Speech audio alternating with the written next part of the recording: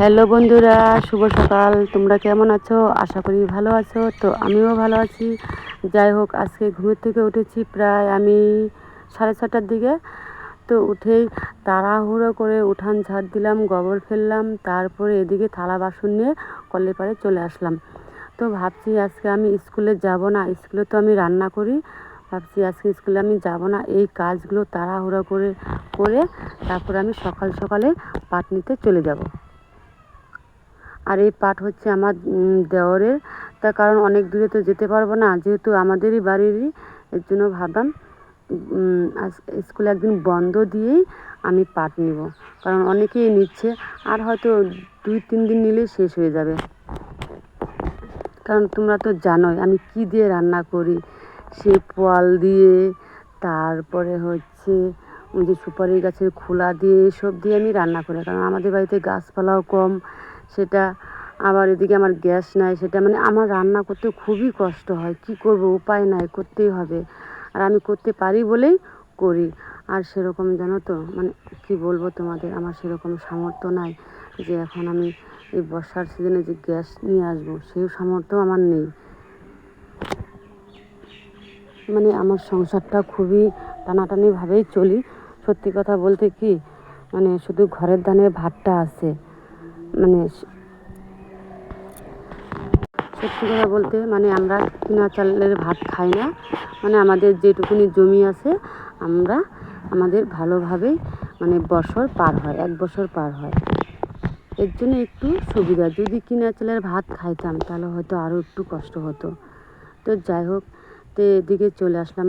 ঘরের পিছনে এসে দেখি কত সুন্দর পেয়ারা পড়েছে।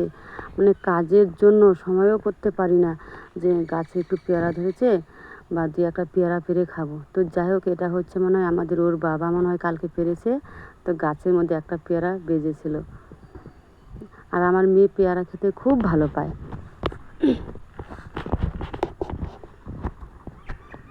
তো থালা বাসন মেজে রান থালা বাসন মেজে ঘর ঝাড় দিয়ে চলে আসলাম রাস্তার ধারে। দেখি তো কেউ নিচ্ছে নাকি।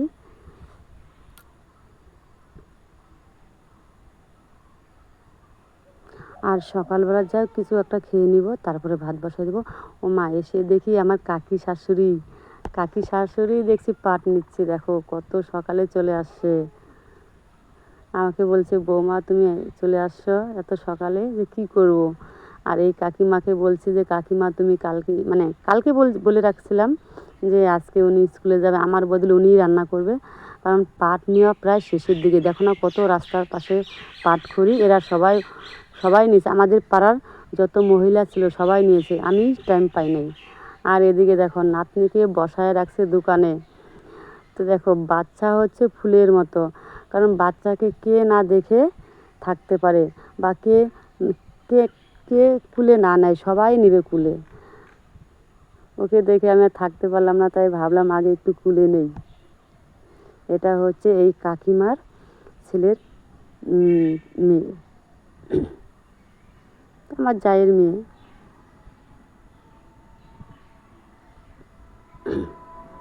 তাই ভাবছি যে আজকে সারাদিন পাট নিব, মানে রান্নাবান্না সেরে।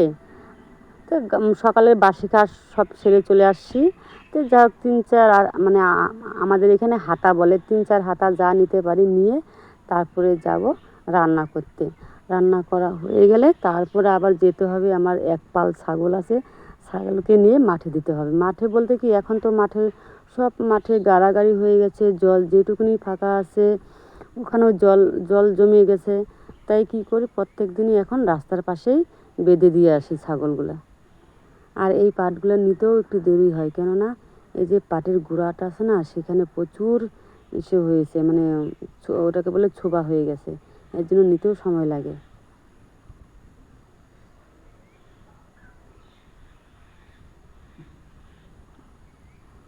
দেখো কত মহিলা বলতে পাড়ারই কাকিমা, পিসিমা, দিদি, মানে যার যে যেটা লাগে সবাই নিয়েছে।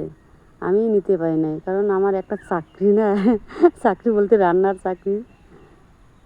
তোমাদের সাথে সব কিছু শেয়ার করবো, এর জন্যই আমি সবই বলি।